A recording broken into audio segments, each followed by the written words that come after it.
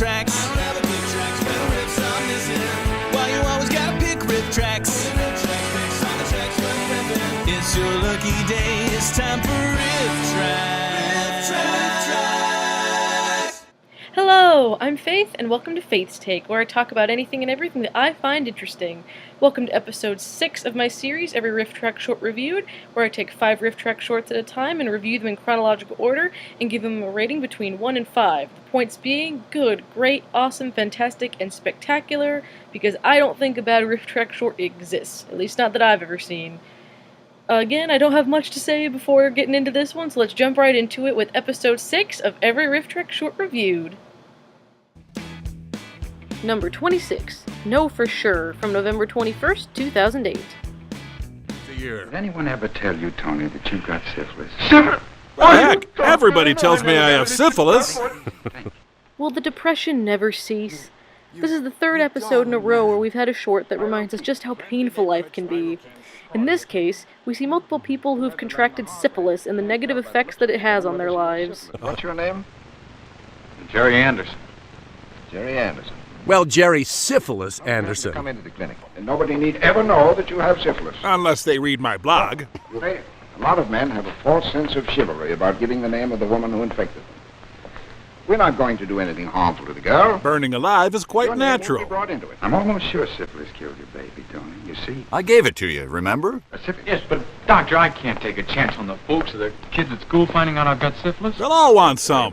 All right, take off your coat and roll up your sleeve. We'll try to towel off some of the syphilis. Picked up one of these public health service folders and got to reading about syphilis, and I got scared. Thought maybe I'd give syphilis a try. How many people even had syphilis back then? Heck, how many people even have syphilis nowadays? This short makes it seem like anyone that's even come into contact with another human being must have syphilis. It's pushed to a ridiculous extreme here. But the best part of this whole short is that we get a great Italian stereotype and all the riffs to go with it. And being half Italian myself, it's absolutely hilarious. The squeeze box, turning minutes into hours since 1342. I'm for my new bambino, huh? Buonasera. Buonasera. Now, if you'll excuse me, I gotta go serve a meal to the lady and the tramp. I got everything all ready, Dr. It's my wife, Doctor. Her accent, it's beginning to fade. Maria, my wife, she's in this room here. She got her sister with her, too. Please, Doctor, hurry up, huh? I stay right here waiting for the good news, huh? Let me know when my wife gives birth to Chico Marx. Well, hey, Doc. Ciao, Dottore. Don't you gotta tell me she's a boy. He's a boy, no? Tony, I'm afraid your son is Danish. There's nothing we can do. A syphilitic sore will go away without any treatment in time, but the germs stay in your body. Yes, Tony. You have Capone's disease. Maria Tony, your son was born dead. The Italian equivalent of the record scratch sound. Don't be too long, huh? Okay, Tony. Why don't you go and help George Bailey? His lip's bleeding. I want you to think back carefully. Back before you were Italian. Well, not now, Tony. I better wait till your wife gets No, please, now you got me crazy. What's happening? It's the accent, Tony. It was too thick. It kills hundreds of stereotypes a year. How about everyone just take their relationships really slow and keep their hands to themselves? This disease-ridden entry gets a 3.5 out of 5. No, for sure. Turn in anyone you suspect of ever having sex. Always wear a condom at work and around the home. And never touch anyone for any reason, including yourself again. And have a great day. Bye-bye. Number 27, Christmas Toy Shop, from December 22nd, 2008. Have you got some toys, Flat? Well, maybe I have. May we have them now? Oh, no. Not till you wake up in the morning. Santa looks totally disinterested. In this holiday tale, we see 2 little children dreaming about meeting Santa on Christmas Eve. Santa goes on to tell them the story of his toy shop. His inexplicably animated toy shop. Soldiers got back. Oh, this is going to quickly devolve into bloodshed. The owl ignores court orders to cease his minstrel routine. All right, man, let's go invade Prussia. Wait, they get shore leave and that's the first thing they want to do? Now, keep in mind, Santa is relating this story to the kids. And they came to life and rode the horses. Well, the whole time a song was playing, and it went like this. Doot-dee-doodle-dee-doodle-doo-doodle-dee-doot. This short is like a sugar-coated acid trip.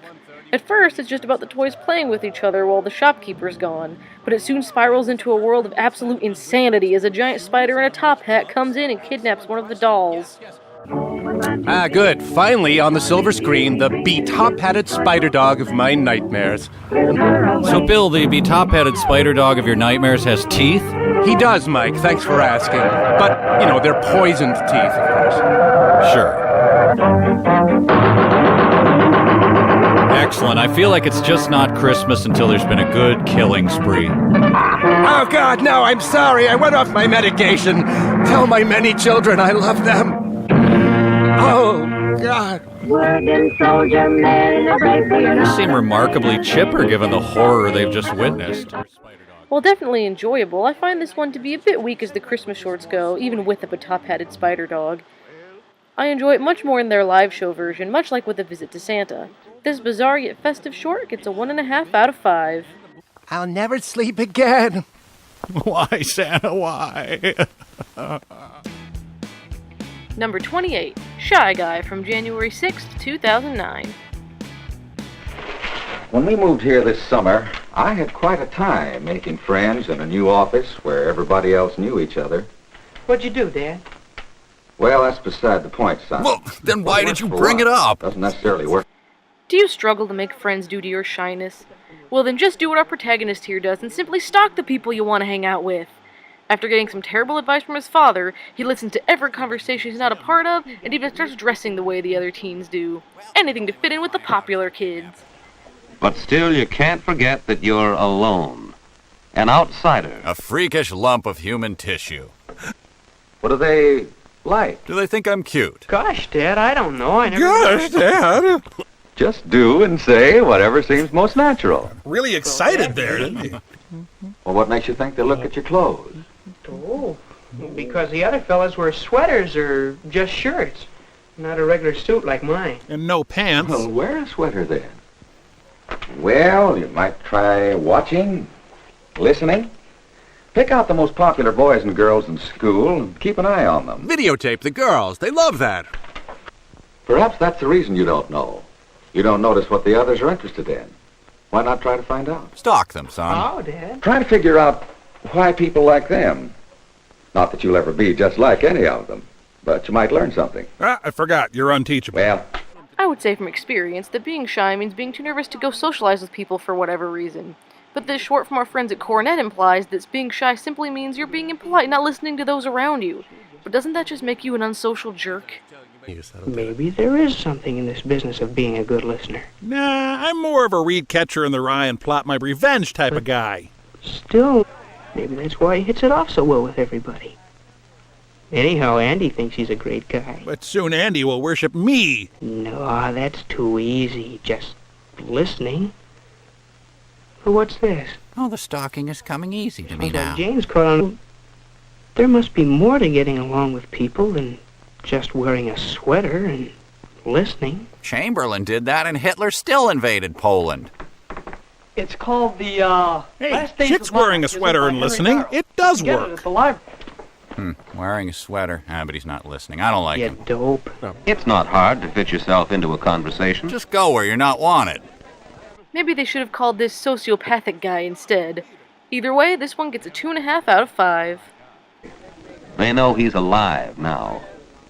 And, strangely enough, he's just discovered that they're alive. Until now, each thought the other was the walking undead. Of course. Number 29, Self-Conscious Guy from January 16th, 2009. There I was, in the spotlight, and I felt uncomfortable and awkward and different. Yep, stage crew, all right. Watching. Here we have another Cornet short trying to teach teenagers to stop being socially outcast freaks. And while the last short had a lesson twisted in a very incomprehensible manner, this one seems to understand its own premise a little better. They seem to actually understand why and how people feel self-conscious. Yes. Somebody grabbed a spotlight and started a sort of game. Called Escape from the Gulag. When the light stopped on you, you'd have to get up and make a speech. This is how Congress works. Unaccustomed as I am to public speaking, My name is written on my shirt. I guess I'll just shut up and sit down. It was terrible. I knew it. Hey, that was neat, Marty, but don't be so self-conscious about it. You unlikable doofus. And I remembered coming to try out for this play. Boy, I really wanted a part. I felt sure I could get one, too, until... I looked into the black hollow pit of my own soul. And then I remembered the first time I asked June for a date. I knew just what I wanted to say, but when it came right down to it... Step away from my daughter. Yeah, the night of the party, Jack said it, and I knew he was right. Self-conscious. God, I'm worse than Hitler. The main character here is also more likable than the previous one. While he's still a huge dork, he's not a creepy and selfish one. He's genuinely trying to help himself without needing to get crappy advice from his dad or stalk all the other kids in school. Well, you can get over being self-conscious. The question is, how? And the answer is booze. You gonna try out for the class play in April? I guess so. Me too. Only this time I'm really gonna try out. Swell. Marty was cast as the horse in the April production of Equus. And suddenly it seemed as though Jack was feeling on the spot. No, I just can't see the damn ball with that light in my face. But this time I really want a part in the play. Why, that's fine. Why don't you go ahead and read some lines for me? Just ignore the teenage Waldorf and Statler up in the balcony. As anyone who knows me, and Stage crew it is. boy, I really had to fight self-consciousness then. But I knew that was the only way I'd ever be good enough. So not caring that you suck is the key. Keep the whole situation in mind. There was an idea. Would it work? Well, it didn't work. I'm getting closer now, because I'm getting more and more practice in turning the spotlight onto the situation as a whole. The result? 2 chicks at once. Boom! You know, I got a part. Second houseplant. It helps in class, too. When I feel self-conscious, I remember that the class isn't interested in me, but in what I have to say. They're interested in my report on the Harding administration. I could try another idea. Turning the spotlight onto someone else. With my Carrie-like mental Thinking powers. about other people. Giving us a few relatable situations with the kid that I'm certainly more willing to watch, this short earns itself a 3.5 out of 5. And it helps to turn that spotlight on the whole situation. Whatever that means. Then I can... Number 30, Overcoming Fear from January 28th, 2009. It's unrelated to the ball. She's just paying for her Taco Bell lunch. Skinny guy in shorts to the rescue. That's right, we get 3, count 'em, 3, coronet shorts about awkward losers trying to better themselves in a row. While the last 2 situations were rather similar, this one takes on a topic that even non-nerds can relate to, that topic being how you can overcome your fears. To close out this little trilogy, we have yet another socially inept young man who's deathly afraid of water. I could learn to swim. I could have fun like that. I could throw a ball back and forth, but in the water. But it was the same story every time. Glug, scream, rescued by a little girl. Yes, Bill had a handicap. That handicap was fear. And that fear was of bears, ever since a bear killed and ate Bill Sr. while he swam in a pool. Bill tried his hardest to block out the jeers of the 6-year-old swimming just a few feet away. Bill's aversion to water had kept him foul-smelling and greasy throughout his childhood. Bill is like Charlie Brown's more depressed brother. Wasting my time. He really wanted to learn to swim. But one thing was certain.